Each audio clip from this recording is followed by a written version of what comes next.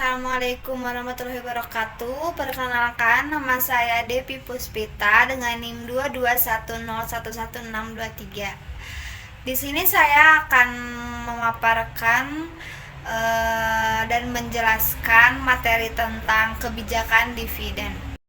Kebijakan dividen adalah pendekatan yang diambil oleh suatu perusahaan dalam menentukan sejauh mana laba bersih yang akan dibagikan kepada para pemegang saham dan sejauh mana laba tersebut akan ditahan untuk penggunaan internal seperti investasi atau pengembangan bisnis.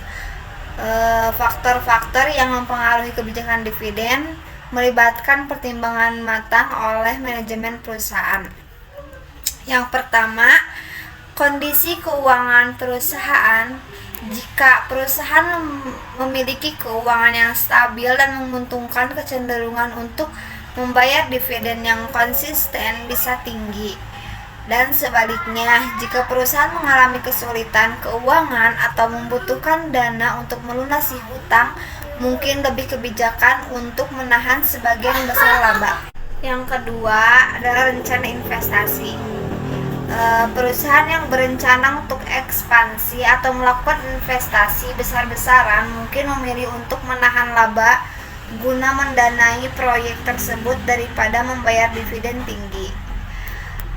Keputusan ini dapat memberikan perusahaan fleksibilitas keuangan yang diperlukan untuk tumbuh dan berkembang. Yang ketiga yaitu kebutuhan pemegang saham. Preferensi pemegang saham juga dapat memainkan peran penting dalam menentukan kebijakan dividen. Pemegang saham yang mengharapkan pendapatan reguler mungkin menginginkan dividen yang stabil. Di sisi lain, pemegang saham yang lebih tertarik pada pertumbuhan nilai perusahaan mungkin lebih mendukung penahanan laba untuk investasi. Yang keempat yaitu industri dan siklus bisnis. Kondisi ini dan siklus ini dapat mempengaruhi kebijakan dividen. Misalnya, dalam industri yang stabil, perusahaan mungkin cenderung membayar dividen secara teratur. Di mana ketidakpastian ekonomi, perusahaan mungkin lebih cenderung mempertimbangkan penahanan laba untuk menghadapi risiko yang mungkin timbul. Yang kelima yaitu pajak. Pertimbangan pajak juga dapat berperan. Beberapa negara mungkin memperlakukan pajak lebih rendah untuk dividen daripada untuk laba yang ditahan, mempengaruhi keputusan perusahaan dalam membayar dividen.